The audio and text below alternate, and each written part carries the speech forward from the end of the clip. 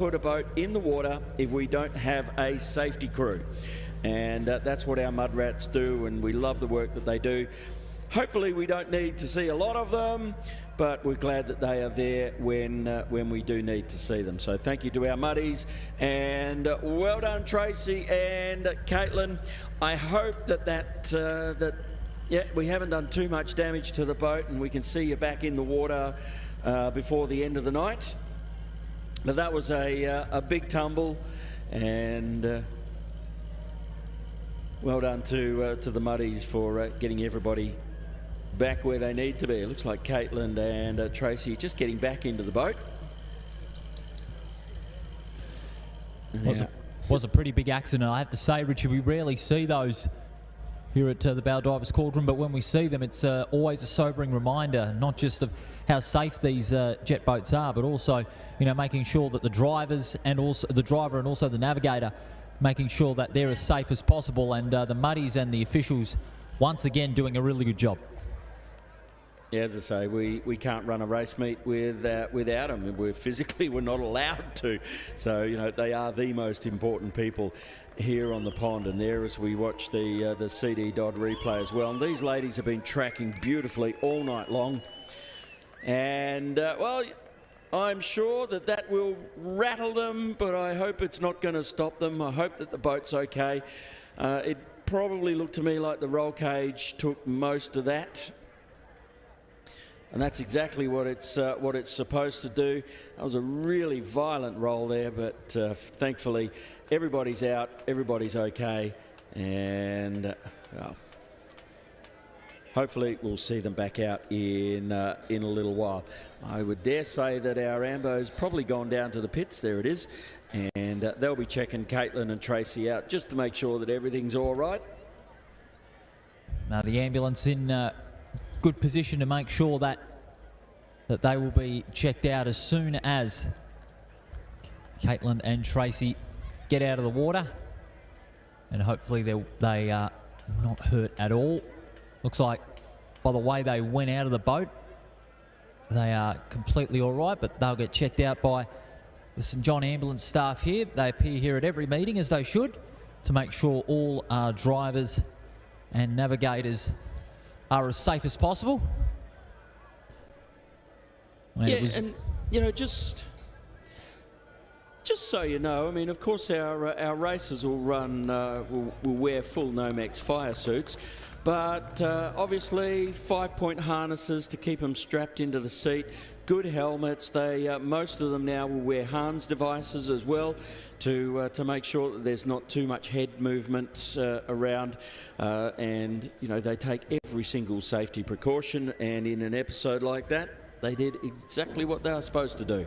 Just having a look at the bike here after it flipped up, the roll cage, as he said, did exactly what it was supposed to do. It took a lot of the brunt, and it's a vital part of how these jet sprint boats are much more safer, just like all other motor racing vehicles, whether it be Grand Prix cars or supercars that we see in Australia or World Rally cars. They are as safe as possible. Safety has improved so much.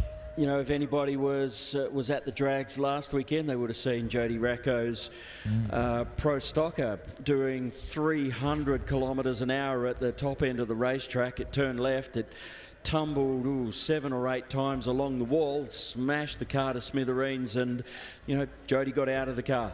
He's a bit bruised and sorry and sore for himself, but he's out of the car and he was in one piece. Again, safety. Safety is everything in motorsport, and, you know, motorsports around the world in all sorts of shapes and forms. We see some horrendous crashes, and you know, we see drivers coming out of them. And those crashes where drivers don't come out of them, we learn. You know, we learn how to do things differently, and that's what it's all about. Absolutely. At any level of motorsport, whether it, you know, be local at the Motorplex or the Cauldron or any of our international or national meetings around the world, whenever these sort of accidents happen, it's always a sobering reminder about safety in motorsport and how it's improved over the last 25, 30 years. Absolutely. I've actually just finished reading a book about the history of Mount Panorama. And of course, you know, they started racing on Mount Panorama when it was a gravel road back in the 30s. That's right. And there are lots and lots of stories about drivers losing their lives around Mount Panorama. And it was a completely different track back then, you know, compared to what you know, viewers who, you know, watch any sort of motorsport that takes place over there. It's a completely different track today compared to what it was in the 30s. You get used to, you know, mountain drops, letterboxes or gum trees back in those days. Today, you don't see that anymore. Indeed, you don't. There's an interesting story that we all know Forest Elbow at the on the mountain. Forest Elbow, yes, that downhill hairpin. It's not called Forest Elbow, it's called Forest's Elbow. And the story was that, yeah, back in the very early days, there was a motorcycle racer whose name was Forrest. And he actually come off his bike at that point. He mangled up his elbow something fierce, and so they named it Forest's Elbow. That's a real story, viewers. That's a real story. That actually happened. It did. Well, it was in a book, so I can assume that it did. And, you know, Google tells you that. If it's on Google, it's got to be true. Yep, 100%. But anyway, we digress. We are here. We are jet sprinting. We've got our Ambo crew just on the paddock, on the jetty there. And they'll be checking out Tracy and Caitlin, make sure they're all okay. So, look, for the moment, we're going to have to hold up proceedings. We can't continue racing until such time as the ambulance is back in place. So bear with us a few minutes. Go and grab yourself an ice cream or something to eat, or a donut. The donuts are delicious. I'm going to have to work a little bit harder at the gym tomorrow morning to get rid of the donuts that I've had today. But chill out for a little bit. We'll get Caitlin and Tracy sorted out, and we'll have boats back on the water as quickly as possible.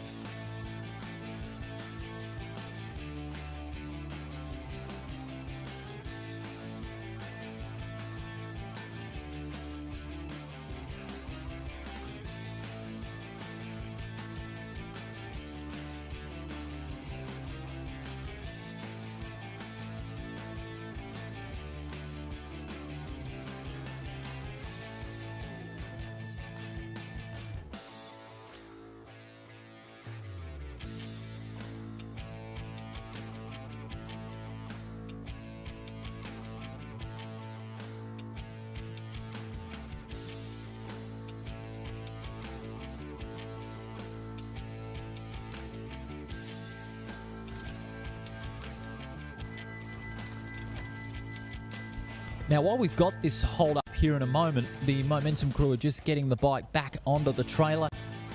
As you said, Richie, the roll cage doesn't look all too bad. Like you said, it did its job as it's supposed to. You know, further testament to the increasing safety of these jet sprint boats. And we've still got a couple of the super boats to go in the last run of qualifying before the all-in finals take place. Now, Mitchell Hayde, who is the navigator for the Hustler crew, if we can get a quick word in. Your crew has set the fastest time all throughout the night, being in the superboat class. Now, this is an LS boat. It's jumped up into the superboats class. What a way to make the class debut, so to speak. Yeah, it's different for sure. We weren't, planning on going this path with this boat, but yeah, who knows what our future's looking like with the superboat class maybe next year or something like that. But that's just got to start a rumour, that little comment there, I think. But yeah, no, we're just having a play. We're heading over east next week to race the last round of the Nationals, and then we're going to keep the boat over there for the start of the new season over there for the national rounds. So we're all very excited. The boat seems to be at its peak at the moment, so yeah, we're looking forward to it. Would a new boat be on the cards in the future if possible? Because, you know, this LS boat, you know, it's really running up very well against the super boats. Would you consider running a super boat in the future? Yeah, if I had Dan's bank card, mate, yeah, we'd have a new boat with a nice new LSA in it, and we'd go super boats. Oh, my goodness, I reckon that'll be a big cost to Dan, I reckon. He can afford it. He's a sign rider. He prints money. This motor in particular, just talking about this engine in particular, that really is the core behind what is a really good LS boat transforming into the super boat. Tell us a little bit about it for our viewers at home. Yeah, so it's basically a standard. We run a daily dry sump with it, and there's not much really you can do with an LS class. And just run a Holly EFI computer system, and you know, the reason why is good navigator, mate, so that's the secret. And of course the driver putting the foot down as well, full throttle at 100%. It is a great motor, and I'll tell you what, it's putting down a lot of power in the runs that you guys have had today, and of course with the one qualifier still to go. You seemingly ranked favourite in the Superboat final. How confident are you of getting back on the winners list after 3 meetings without a win? Yeah, look, we want to Keith. So we'll play it smart, play it safe, and keep the boat straight for next week's race in Nationals, and see what we can do over there. Good luck in your final qualifier and in the finals itself later tonight. Yeah, look forward to it, mate. Thanks. That Hustler crew is looking really good for a big Superboat win. Paul, just tell Mitch, I got 3 words for him and Dan. Supercharged alcohol injected. Supercharged alcohol injected. Those words familiar to you? What do you reckon? Mate, if we can do that, hey, Mitch, I'll be loving it. Hey, Mitch, today's a big day. What's happening? Yes, it's Katie's 26th birthday. We can sing happy birthday if you like, Richie. You can. Happy birthday to you. Happy birthday to you. Happy birthday, dear Katie. Happy birthday. Oh, you are to in you. so much trouble now, Mitch. Oh, my goodness. That is some incredible singing. I'll say that. Kate would have loved that. Yeah, mate, that's my second best option if I'm not nabbing. How about that? I've seen everything, Rich. Don't worry, you haven't seen anything yet. All right, so once again, just forgive the hold-up. We do need just our ambulance crew are just checking out Caitlin and Tracy after that really big tumble of theirs, and as soon as they're happy, then we'll get the ambulance back into place, and we'll get some boats back onto the water. Oh, Jesus.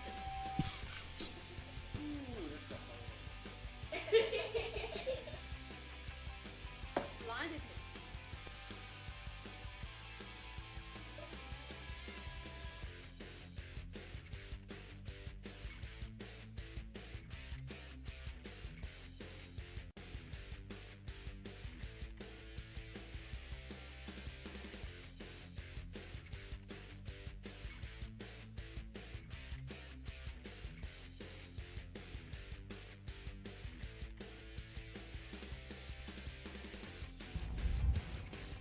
Oh, just one reminder to one of our Ride of Your Life participants, Sean Radcliffe, one of the crews, the Rough and Ready crew, in particular Jason Bozanic, he's seeking the return of his arm restraint, if possible, to the Rough and Ready crew as soon as possible. An arm restraint needs to be returned to the Rough and Ready crew as soon as possible.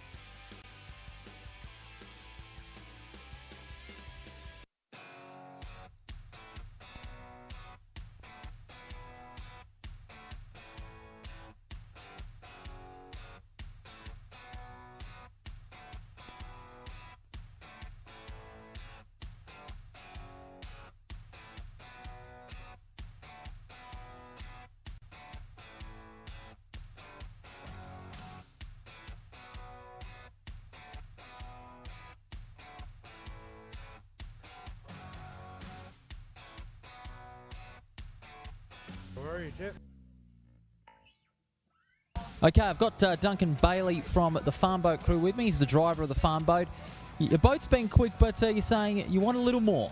Oh, you know, we'd always like a bit more power, you know, but yeah, the boat seems to be running real nice today after the few little repairs that we did during the week, and yeah, no, I'm still happy with it, yeah. Any changes that you've made across the night, or are you just looking to, you know, take every run as it comes? I just need to hold my foot down and not left it, and I'll be right, yeah.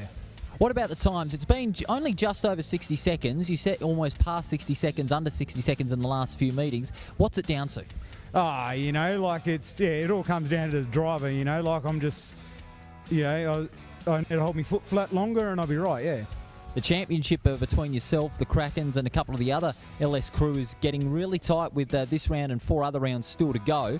Do you think it's going to go down to the wire come the final round in May?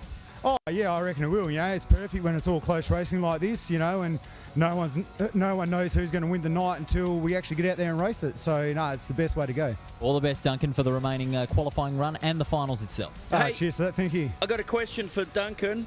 We talk a lot about the differences in vision and the way they see the track from nighttime under lights and the daytime. How hard is that for to adjust to? I can't hear what. Well, Richie was saying, Duncan, the difference in visibility in daytime running compared to running under lights in the nighttime. What's the difference there? Oh, yeah, I'd rather run daytime anytime, you know, but, you know, you get used to it, but it's a pain when you got to wear glasses as well. Yes, you know, I certainly know how that feels. You know, having to wear glasses like your good self, Duncan. Yeah. Yeah, you know, if I could go out there and race without them, I'd do that any old time, yeah. Like I said, all the very best, and hopefully some good luck will come your way in the final. Yeah, we'll just see what happens, and as long as we go out there and bring it back on the trailer, I'm happy. Good luck. Cheers. Duncan Bailey, the driver of the farm boat, is wanting to be a little quicker in the final qualifying run, and of course in the finals. Well, his best times around that 61.62 mark, 62.16. Is his quickest time from earlier in the day, but he's hoping for much faster times, Richie, in the last of the qualifying runs, and of course not too far away in the all-in and top 3 finals. It is going to be very critical once the qualifying runs finish, and of course the finals for both classes eventually begin. Well, we saw it at the last meeting, didn't we? That of the 6 boats that were in the final, I think 5 of them did their quickest laps of the night on the final lap. So it's all or nothing on that final lap. Like you said earlier, even if you are quick all day during the qualifiers, it comes to nothing if you're not the quickest in that final 3 shootout. Exactly. If you can't stick it to the water, then it's all for nothing.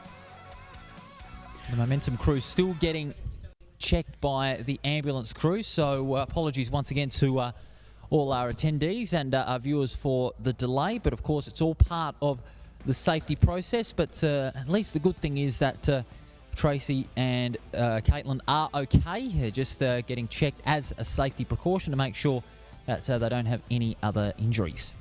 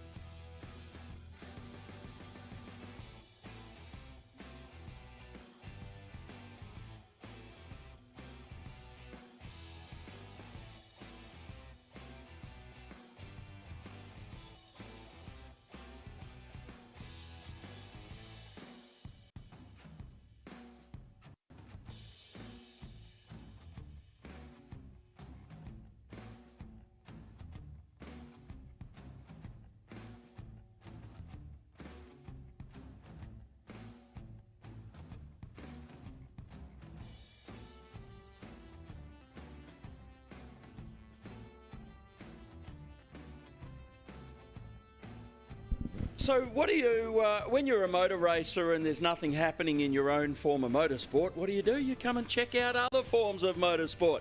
Now, most of you know that I come from a drag racing background. I've been calling drag racing in Western Australia for 30 years or more. And I just love the sport with a passion, and I love to see it when the kids, second generation racers, start coming around. And one of those that I've been watching for a last lot of years, maybe not a lot of years because she's not that old. How old are you now, Em? What, 22, 23 or something? Turning 24 in a couple of months, so Oh, there you 23 go. at the moment. All right. Emma Begley. Now, for those that don't know, Emma Begley is quite possibly the youngest female nitro funny car driver in Australia. Well, maybe it was, because I'm hearing rumours that you're pulling a pin on that. No, look, I still love the sport, and I am just, obviously with everything that's going on, we've had to have a break, and I'm looking forward to seeing my little brother actually get in the car and have a go and actually sit back and watch for a while. Your dad is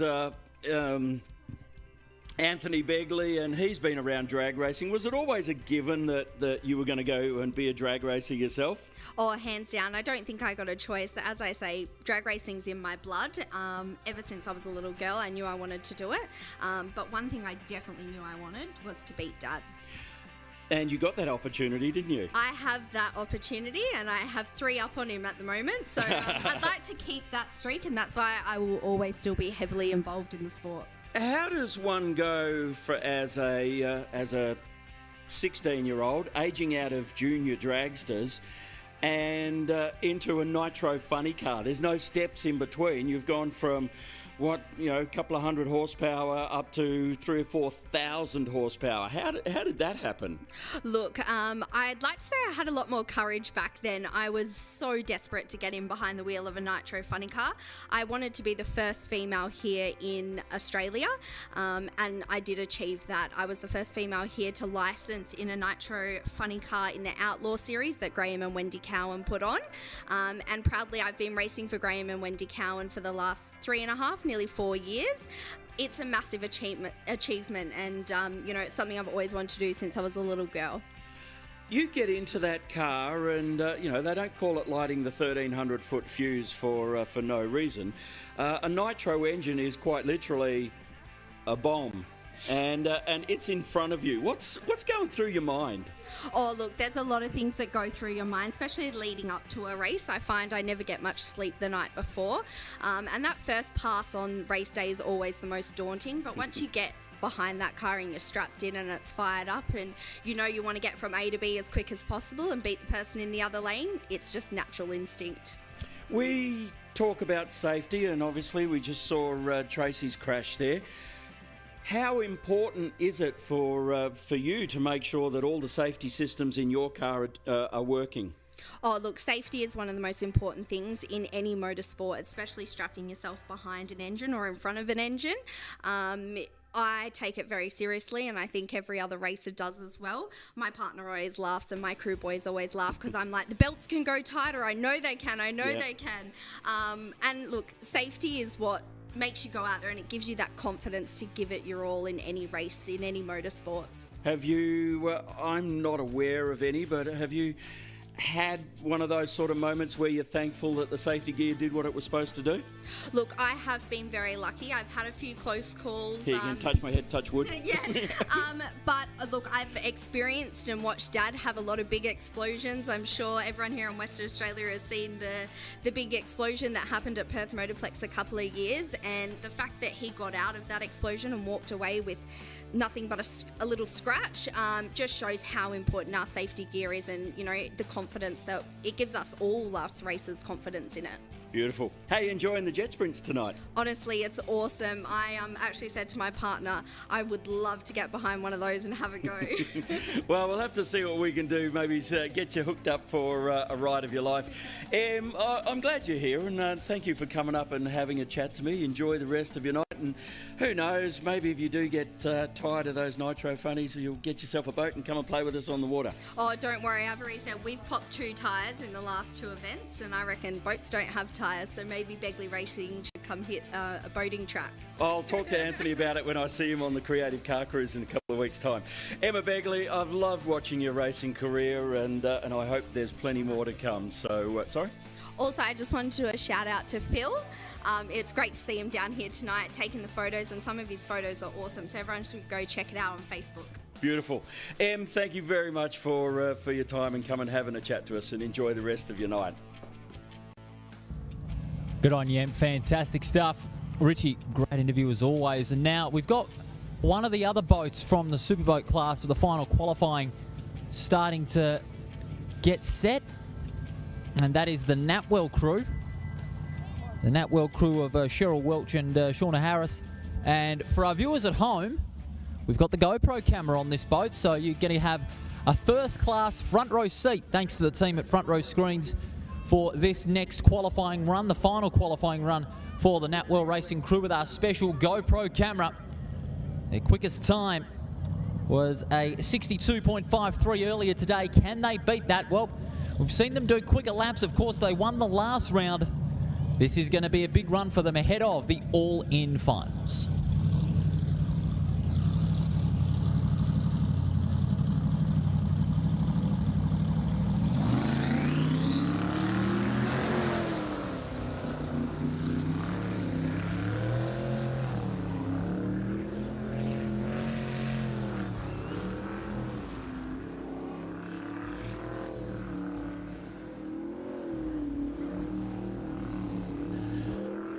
Back onto the water again.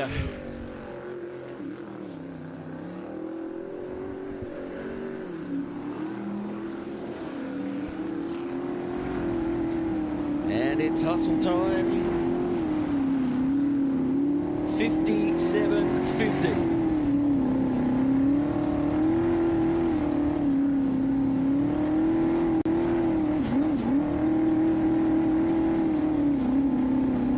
How good is the GoPro camera shot of the Natwell crew? Yeah, it's all right, my bad. It is the Natwell crew, and yeah, you got to love those GoPros. They really have changed the way that we look at the world and the way the world works around us.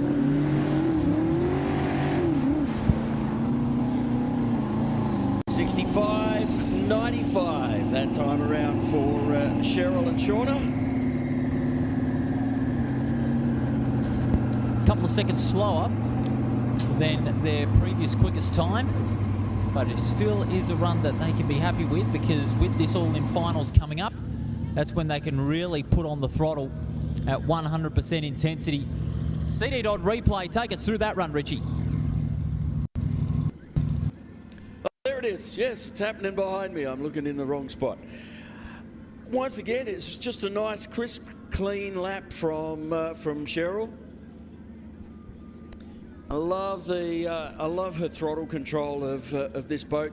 We all know that if you roll off the throttle, then you're going to lose momentum, and it gets harder to steer. But Cheryl has really just found that balance. She knows where to roll it off, just to keep the boat, make sure it goes where she wants it to go.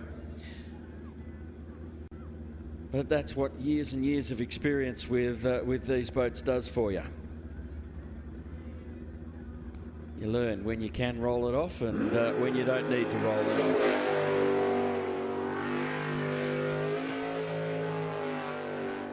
So now it looks like we've got some hustle on.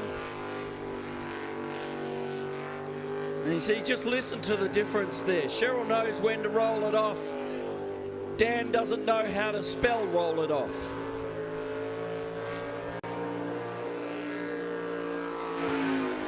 Dan puts his foot in the bucket and it stays there. Almost like there's a magnet or glue or blue tack or something under that accelerator pedal, because once it goes, he just doesn't get off it at all. 57.50 is best lap of the night.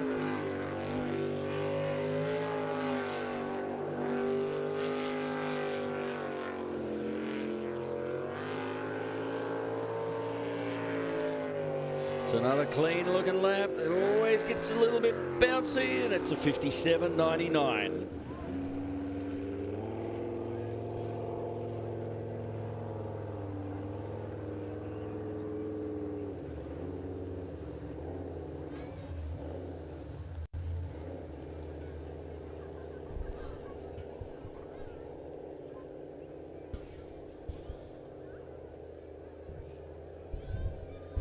Looks like the Knackers crew are back up and running.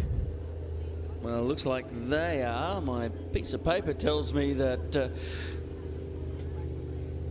the quality time boat hasn't come out, but I can't see them backing into the water there. No, they haven't yet.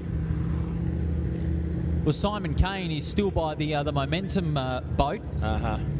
Just surveying the damage. He will have club president duties to do. Yeah, that's right. And fair enough too. Are you able to have a chat to Dwayne about the momentum boat, or is he still busy with his wife Tracy in the ambulance? I think he's still a bit busy at the moment. Yeah. With Tracy, and understandably so. You know, wanting to make sure that his wife is okay and hasn't suffered any injuries after that really big accident from earlier tonight. Here we go. This is the all-in, and this is an elimination. This is where the top 3 quickest boats in the field will go through to a final.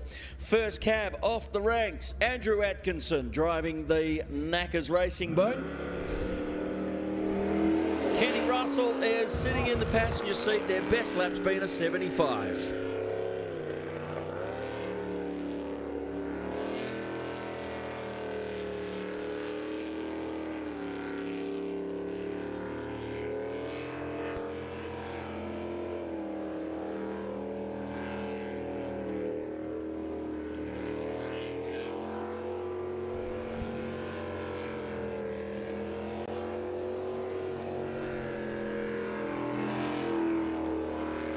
A little wide. Might have just touched up some tyres, but it's still on the wet stuff, and that's the important part.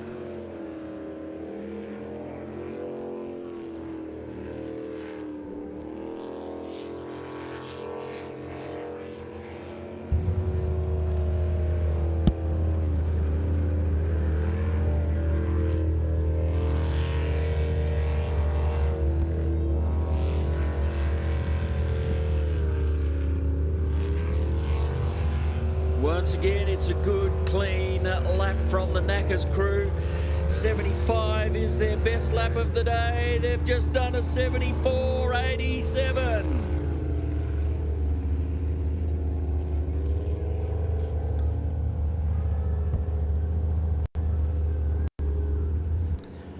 Best lap of the day so far. There it is, 74.87. Well done to the Knackers crew. They're gaining plenty of experience by getting these laps in and getting quicker and quicker and quicker. There's a lot of potential for this crew.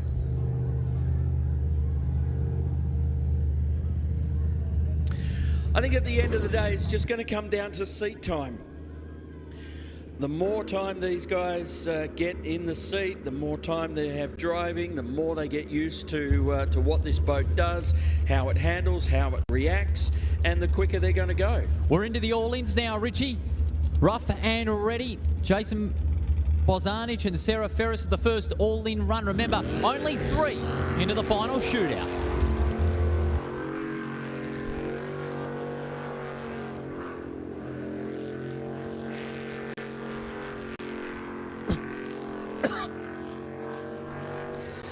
Jason Boz has run a couple of 63s. Let's see where he places himself. Of course, if he wants to make it into the final, he's got to finish the lap. And I have a terrible habit of putting an announcer's curse on him, so I'm going to shut up.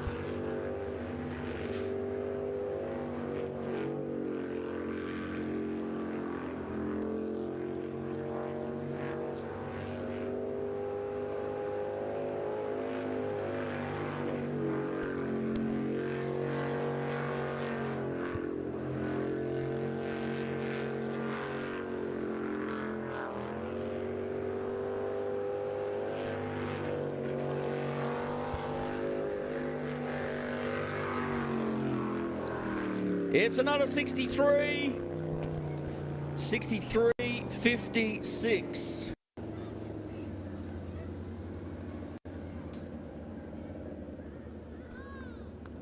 couple of tenths slower than his best lap of the day, but still a good lap. And right at the moment, that's enough to get him into the 3. Well, I've just got word while this next run's about to get underway from the ambulance guys who've been checking on Tracy and Caitlin. They're all right. Unfortunately, of course, they're going to take the safe option and pull out of the rest of the night's racing. Well, that's fair enough. It's a disappointing finish, but at least they are in one piece.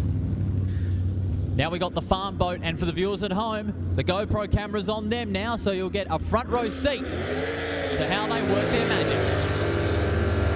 61.72 is the quickest lap. Would you believe it's a 38? 61.38, the quickest lap for the farm boat team. Great shots if you're watching our feed from the GoPro. They do make it look kind of easy. Gosh, you got a little bit close to the tyres there. Gave the boat a little bit of a waddle, but it's still on the wet stuff and they're still circulating around. 61.38 is their best lap of the night. Can they pull it out for this lap?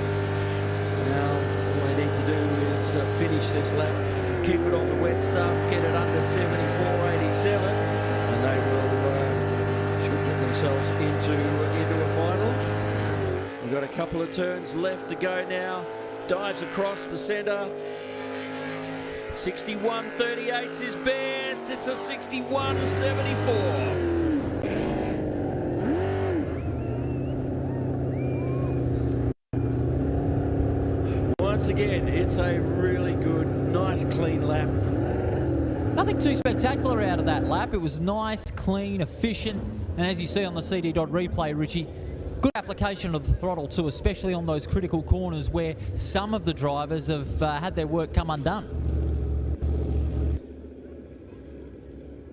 Yeah, Duncan's still fairly new to jet sprints. This will be his 3rd season, and of course it's a new boat for him. So there's a whole lot of learning to go on. But Duncan has just taken to this new boat. He was obviously pretty confident with it in the first instance. It's the old Hustler boat, and he knew that it was a boat that just performed. It stuck to the water, and it was a boat that he knew he could go quick in. And that's what he is doing. It's time to release the Kraken. 61.71 is Brian's quickest lap of the night.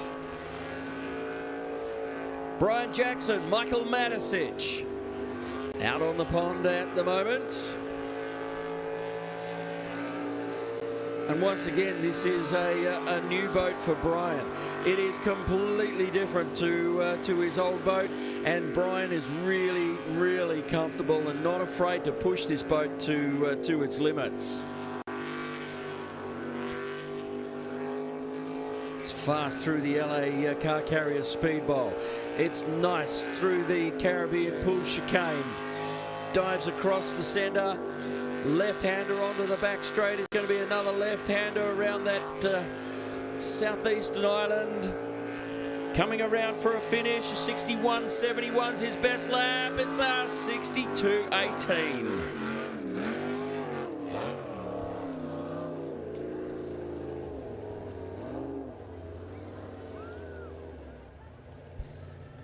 Well, it's still fairly consistent for all three of those. They were all around about half a second, give or take, a little bit slower than their quickest lap of the day. So they're all right on the money. And honestly, I think this final, the all-in final, which so far will be made up of Jason Bosnich, Duncan Bailey and Brian Jackson.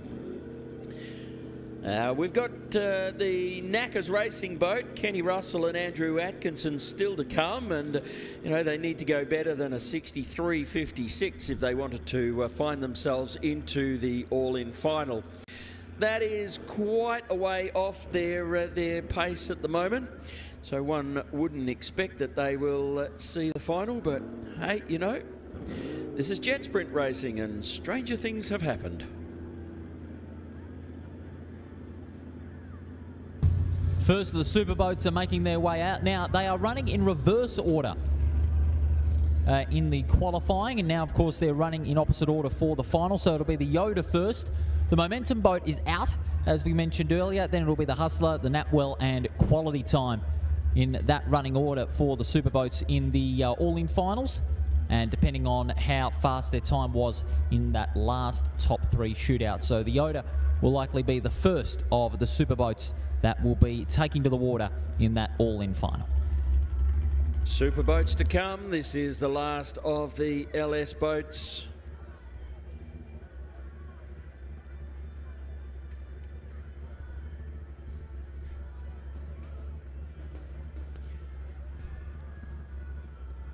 It's the B team for Knackers Racing. Kenny Russell is doing the driving. Andrew Atkinson in the passenger seat. Kenny's best lap of the day has been a 72.77. Ooh, I reckon that Kenny's just given it a little bit more of the boot.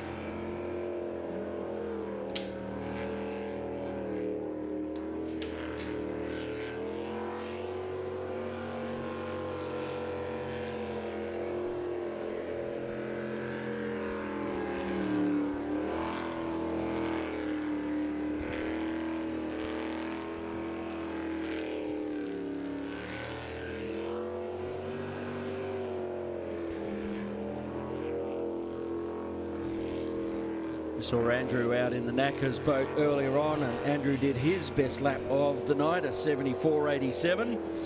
Let's see what Kenny can do. Can he pull out the quickest lap of the night for themselves? Got a couple of more turns left to go. We're looking pretty good at the moment.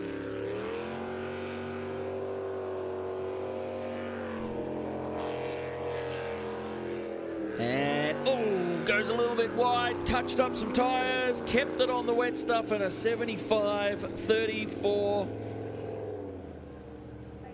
75.34. It's not his best lap of the night, but it was still a good lap. It's all about learning. Any lap you keep it on the wet stuff is a good lap, and well done to the Knackers team. So, which means our final in the LS class will be Jason Bosnich, Duncan Bailey, Brian Jackson. Duncan Bailey in the farm boat is the quickest of those 3. He will get to choose the order the boats come out in. But like you said, Richie, you can be quick all day, but the lap that matters the most if you want to get maximum points is that final 3 shootout. But now we're going to go to the superboats all in. Also, the Yoda of Darren Jones and Shane Ham up with that marvellous turbocharged Toyota engine. It's been having those same smoke problems in the last 2 meetings, but can it be eradicated in this all-important all-in lap? Keep your eye on this boat. Looks pretty spectacular. Flame out the exhaust as well as it gets around the pond. His best lap's been a 61.40. That was run late in the afternoon. Been a little bit off its pace for the last couple of laps, but let's see what they can do this time around.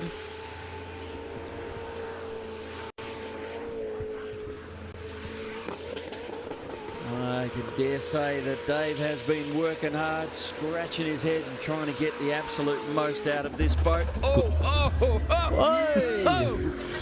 Good golly. Yeah, talk about cutting corners and straightening them. Wow, that went really wide. It went up and over the tyres, still kept it on the wet stuff, and he's still getting around and doing the lap. Because you know why? If he completes this lap, if he gets a time, he has every chance of getting into the final. And if you don't believe me, ask Jeff 2 Minute Steel about that one. Well, that wide entry and wide exit has cost him about a couple of seconds here, but he will get a time as he comes near to the finish line. Yeah, it'll be one you'd rather forget about, a 72.75. Although I've got to say, that's not his slowest lap of the day either. 72.75 comes up that time around for the Yoda boat. And as I say, you know, we talk about that sort of stuff happening, but he completed the lap, and you just never know what's going to happen. And like I say, that's why we call Jeff 2 Minute Steel, 2 Minute Steel, for a similar reason. Well, another reason why the boat's spectacular, have a look at the neon out the back. My goodness gracious me, doesn't that look fantastic? Speaking of, the GoPro camera's back on, courtesy of our folk at Front Row Screens with the Hustler boat, the quickest superboat of the night. And yeah, there we saw it. Yeah, you just saw the little flick of flame, so I think he might have just rolled off the throttle for just a second, and that was maybe enough just to upset the line of the boat. It went out wide, it bounced over some tyres, still managed to land in the water, and he was still able to complete the lap. So well done to Darren Jones and Shane Hammer in the Yoda. Time to get some hustle on! Dan Salter, Mitchell Haid. Riding on board with them if you're watching our Front Row Screens live feed. Look at how precise this boat is. Dan knows exactly where he wants it to be, and he puts it right in the right spot.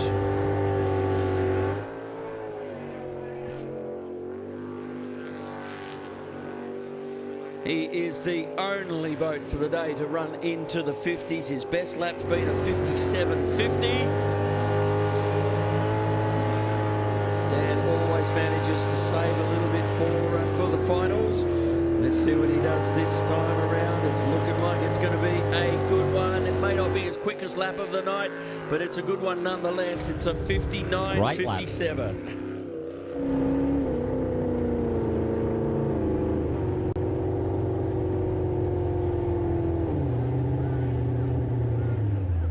59.57 is the time that comes up for Dan and Mitch. It may be the Hustler's slowest lap of the night so far, as we see on the CD Dodd replay, but you know, even though it was 2 seconds, a second or two slower, it was still very precise, keeping it in line, keeping it on the wet stuff, especially through those left-handers at the start where, you know, it could make or break one of the driver's runs. The Hustler just kept on the stuff, kept its line, and had itself a good lap. That's what it's all about. Keeping it on the wet stuff. All right, the Natwell crew.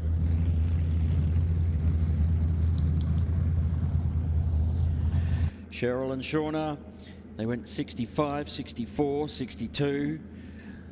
Slowed up a little bit. 62.53 is their best lap. A 65.95 was their last lap. Let's see if they've what they can do.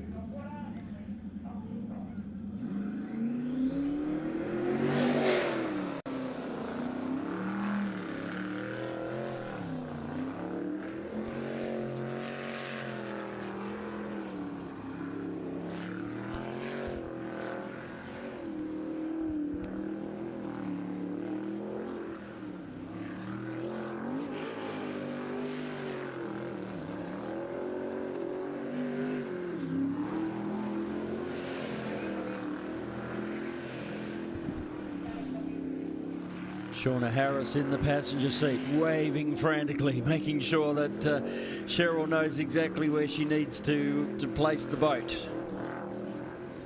We're looking good. It's fast down the front straight through the Caribbean Pool chicane.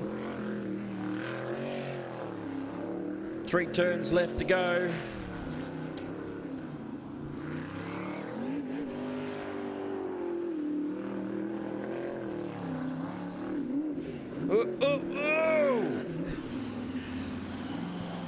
Put the nose in, rub the nose against some tyres, it chucked the bum of the boat out but kept it in the water, and a 62.72.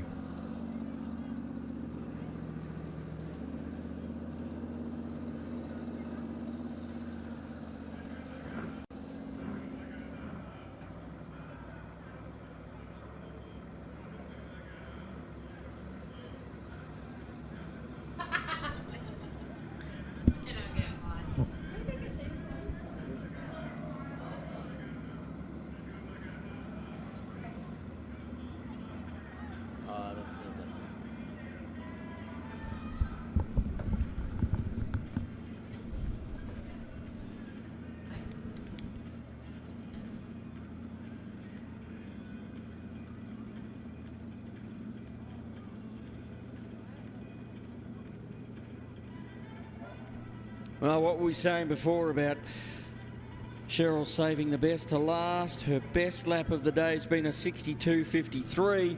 She just pulls out a 62.72. Last of our super boats before we head into the finals.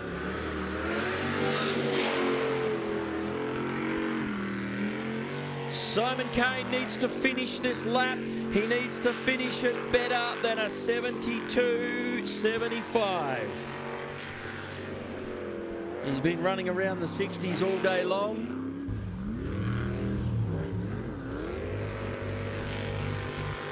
Boats seem to bog down on that really tight right-hander. Gets caught up in some rough water.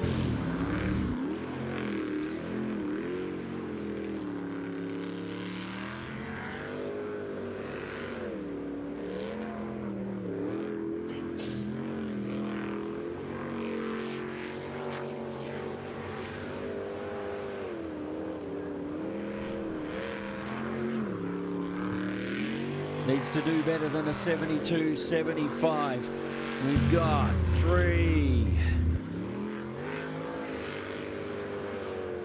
2 turns left.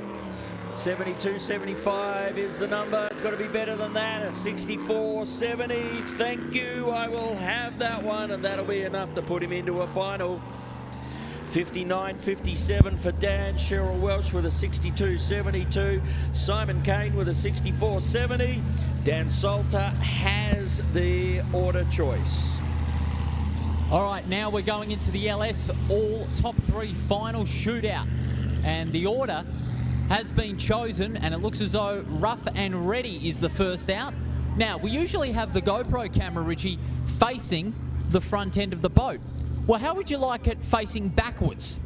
Well, we've got the GoPro camera on Rough and Ready, and for those that are about to get a front row seat, you are about to have the face of our camera facing backwards. How about that? That'd be an interesting view. Might be something. How about that? So Rough and Ready, they made their way in with a 63.56. It was third, but enough to get into a final 3 spot. They had several problems throughout the day with a water leak. After water leak, they fixed it up. They got some really good times in. Can they complete this amazing run of good luck with a big win in the final 3? But they've got some competition ahead of them. Let's get Rough and Ready with Jason and Sarah.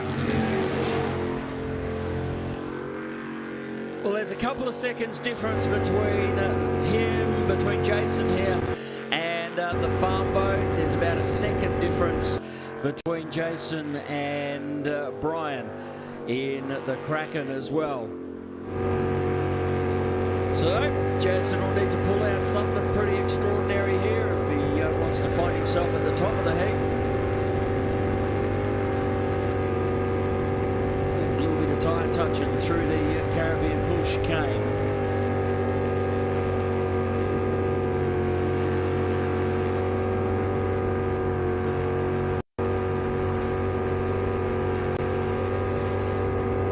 Great onboard shots there too from the front row screens replay. You can just see how much the back end of that boat moves around. Just see how much water is being thrown out from the back of the boat there as well.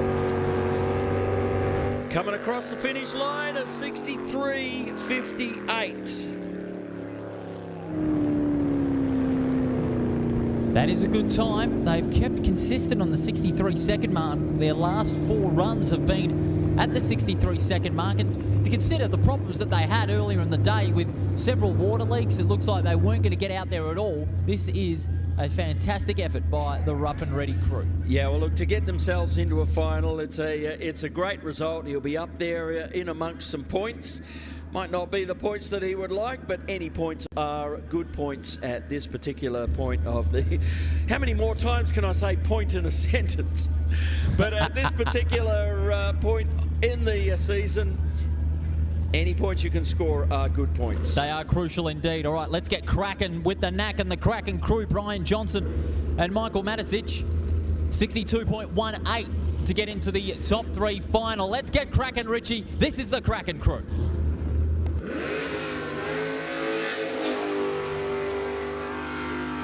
62.18 is only a couple of hundred slower than his best lap of the day.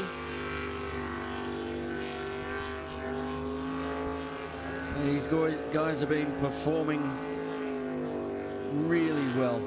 The boat's going great. He's driving it great. It looks fabulous on the water.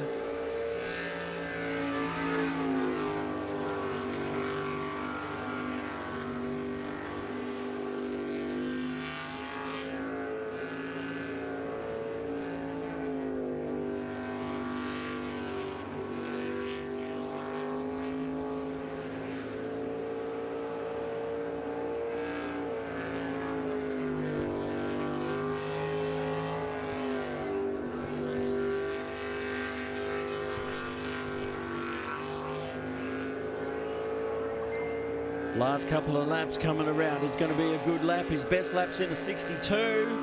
He's just done another 62. It's a 62.58.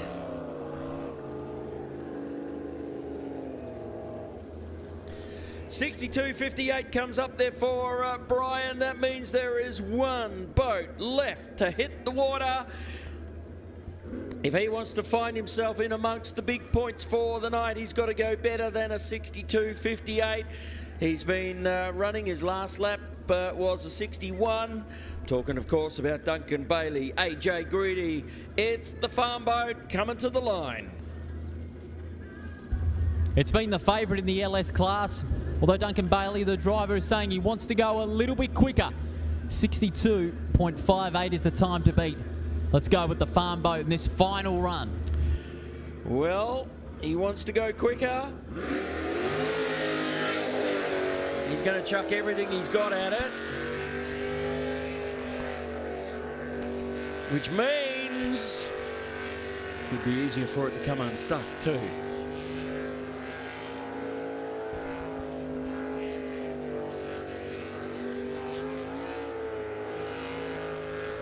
A 61.38 is his best lap of the day. He needs to do a lap better than a 62.58.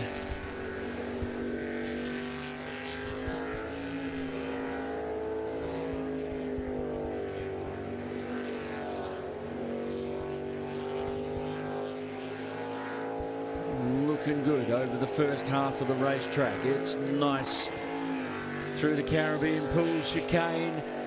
Couple of turns left now as he gets onto the back straight, left around that southeastern island, all the way around, right-hander across the finish line.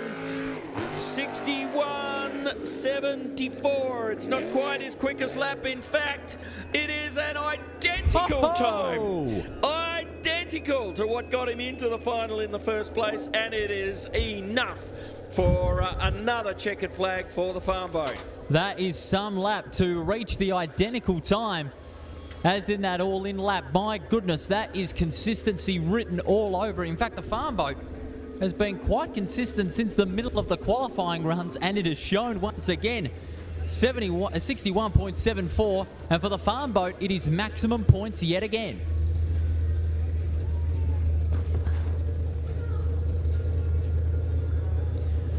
Three meetings in a row now for a win for Duncan and AJ. And what's even better, that helps them increase the lead just slightly in the LS Class Championship. Took the words right out of my mouth. That'll be a nice little buffer between him and Brian in the championship. Put your hands together as they come around. Farm boat and AJ.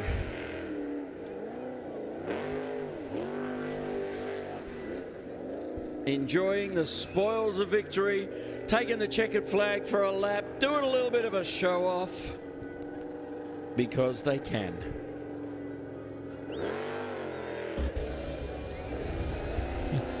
The Natwell Racing crew in the meantime in the Superboats category are preparing hard. Cheryl Welch, you left the best till last 2 weeks ago. This time. I don't know about this time. I'm at least 3 seconds behind Dan. And yeah, so we'll see what happens sort of thing. And Simon will be quick this run. How much of a challenge is it running in the daylight? to under lights when the lap times are really crucial? Well, actually, it's harder at night to be able to see what's going on. So, yeah. Well, all the best, Cheryl. Thank you. Cheryl Welsh, part of the Natwell Racing crew with Shauna Harris. They'll be running very soon. Of course, their lap time to get into the final three is 62.72.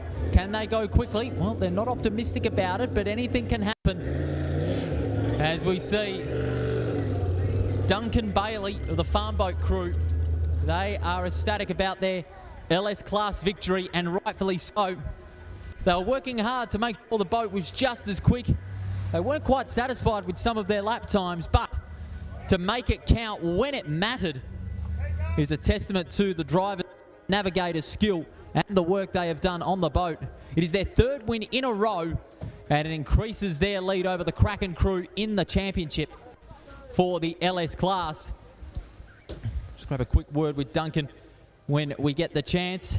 I'll tell you what, that boat is packing a punch. It is very quick, very reliable, and no wonder it has won 3 in a row. It is quick, and it really holds its own. It sticks to the wet stuff like ground effect in an F1 car. It is fantastic, and isn't he elated? And rightfully so. Duncan Bailey, 3 in a row. When you mentioned earlier that you wanted to be even quicker, well, that time is 61.74, not only identical in the all-in, but it was the one that got you the win for the 3rd time in a row.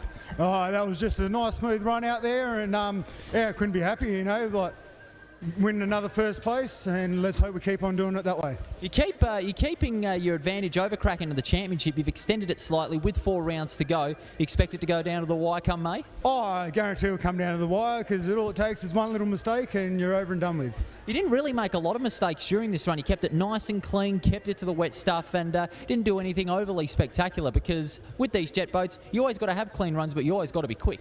Yeah, I look at it and go, well, I want to get the boat back on the trailer every night, because it's going to cost me too much money to go racing again.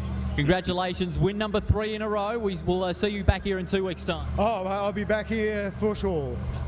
Good luck, mate. All the best. Thank you. Duncan Bailey, the winner in the LS class for the 3rd time in a row. And he is rightfully elated. Now we go into the super boats, the all 3, the top 3 shootout. And now we've got the quality time crew, and we've got the GoPro camera on them for this round. And again, the camera is looking backwards. How about that? It's a rear view action from the quality time boat. Their time to get in was a 64.70. Can they go quicker? They lost the last round by just 2/10. Can they go one step better? That remains to be seen. 60-60 is Simon's best lap of the day. That was run early in the afternoon.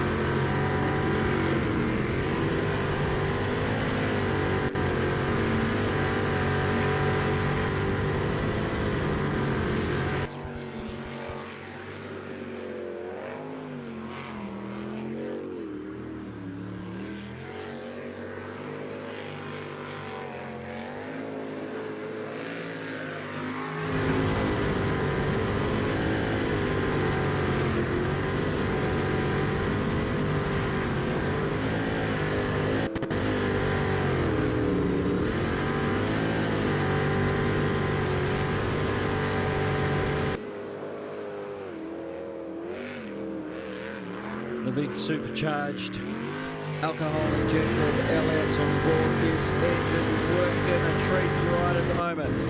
60-60's been his best lap of the day.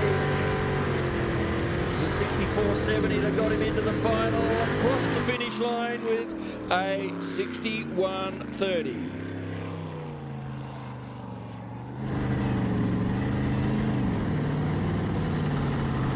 $61.30, a great way to finish the night.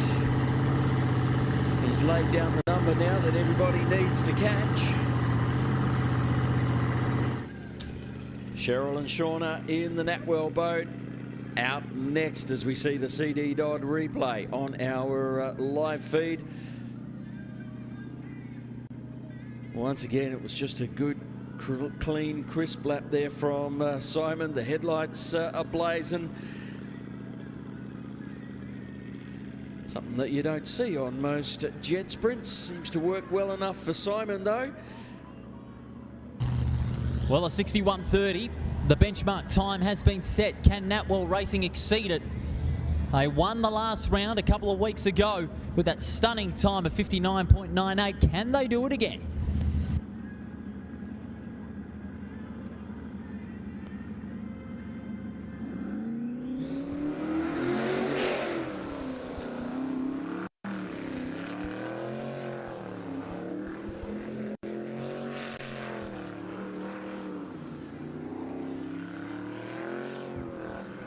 Cheryl Welch, Shauna Harris out in the Natwell boat. Twin turbo. Making upwards of 1400 horsepower. On board this boat that will probably weigh about 500 kilo.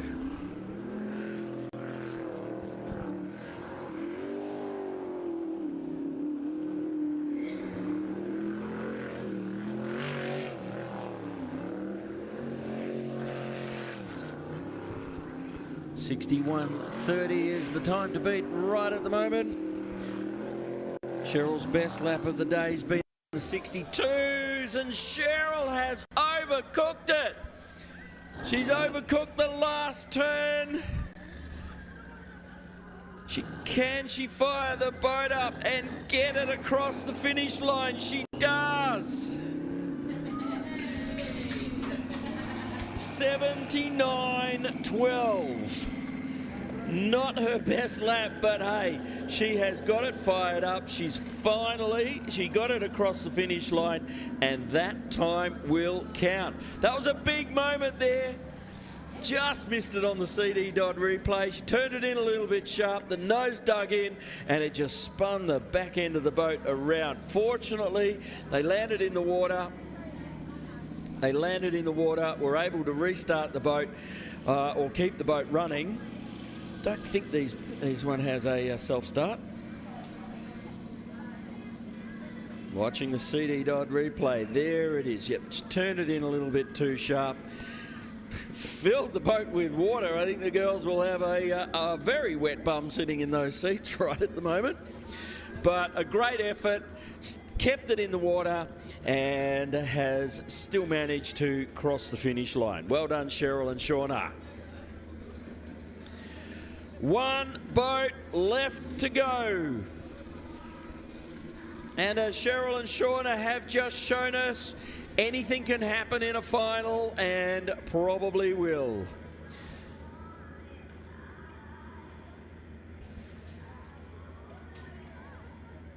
CD dot replays just showing us now. Great lap from Cheryl and Shauna. They were certainly on target there for a low 60s lap.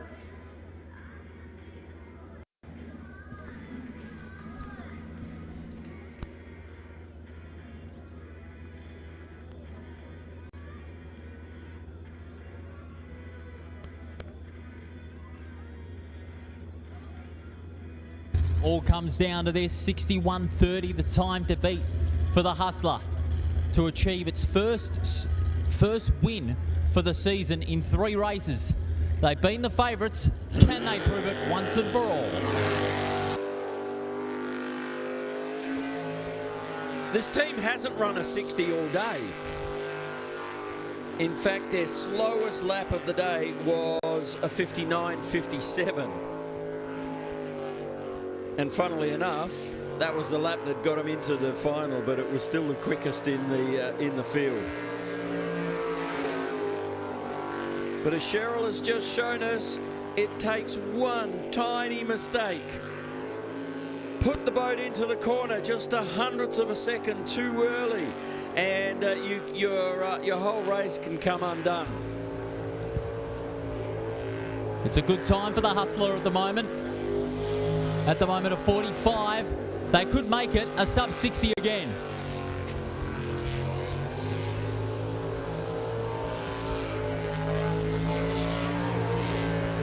Yeah, there it is. They've done it. 57.84. Oh, that is a ripper lap. 57.84 is perhaps not quite their quickest lap of the day, but it is still a beauty, and it is still enough to give them the checkered flag and chalk up another win. 5 meetings now that the Hustler boat has been at, and he's won 4 of them. And the first one in 3 gives a nice thumbs up. Congratulations to the Hustler crew. It's a well-deserved win. Their first in 3 in the 2021-22 season. Their first in the Superboat class for this season. And my goodness, with just 4 rounds to go now, the Hustler, my goodness, could be making a late charge for the championship. Well, as we heard Dan say earlier, that this boat is about to be packed up and headed over to Keith, and if all goes well, the boat will probably stay over east, and they will fly in and out to contest the Australian Championship. And we wish the boys all the best as they go with their obligatory donut around that bloody island. Oh, you got to love those donuts, and that's not just the donuts that we get from the van. Indeed. But look, Dan does still have another boat, I believe, in his shed at home. And I don't know, maybe he'll get itchy feet and maybe he'll just stick something in it so he can still come and do some laps and keep some points going. I don't know, I'm only surmising. But anyway, if this boat stays on the East Coast, then we certainly won't be seeing any more of it here in Perth for this season. But if it is the case, Richie, if it's the last time we do see it here in WA, for this season at least, that's a great way to go out for the season here in the West. Taking the win, your first one in 3, and in one of the best prepared boats in Western Australia. But that brings an end, Richie, to another great night of jet sprint racing here at the Baldivis Cauldron. That's 6 rounds down, still 4 to go. There is plenty more to come. Are you going to go and have a chat to Dan as he gets out the boat? Well, I'm going to grab a word with him in just a moment. Oh, you're right over the far side. You don't need to. I still will anyway. You know, you always got to get the scoop. Yeah, look, we have plenty more racing to come. So make sure you put it into your calendar. If you've got the event program, it's there right on the front page. 26th of March for round 7. We've got the 9th of April, 30th of April, and then we wrap it up with round 10 on the 14th of May. So we are going a bit deeper into the year to what we normally do. Of course, the season got off to a later start as well. But there's plenty more to come. 26th of March for racing here at the Baldivis Cauldron. Now, Richie, you know, you speak a lot about, you know, engine specifications on some of these super boats, you know, whether it be a normally aspirated or a turbo. If you were to go with a turbo, what one would many drivers fancy? Oh, I don't know. You know, people are, some people are Harley Davidson people, some people aren't. You know, they're just going to find out what's going to work best for them.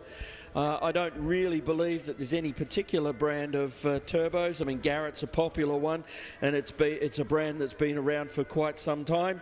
Aeroflow now are making some great turbochargers, and they've got a huge range. So what do you go with? You go with what people say works. You go with what your budget can afford. Back in the paddock, of course, the Hustler crew are about to begin celebrating, and rightfully so. Dan Salter getting congratulations from his crew members. Dan, congratulations. Win number 3 in 2021-22. Dan, if I could just grab a word with you, mate. How good does it feel to be back on the winners list after 3 meetings? Yeah, good, mate. Yeah, no, that's mint. Thanks to the boys that worked their butts off for me. And yeah, like I said before, I just get to do the fun part. So yeah, no, stoked, mate. Wicked. Now, of course, this possibly may be your last race meeting here in Western Australia for the season. You're taking it over to the National Championships and a couple of meetings over there. How do you think you'll go over there compared to the conditions that we have here?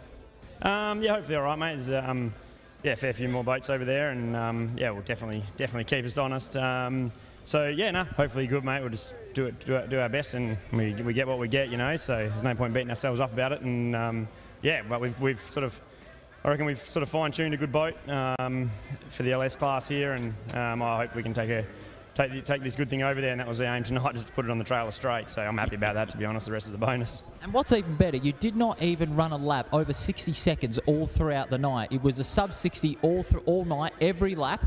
That's something rare to achieve for a jet sprint rider in this sort of capacity in this state.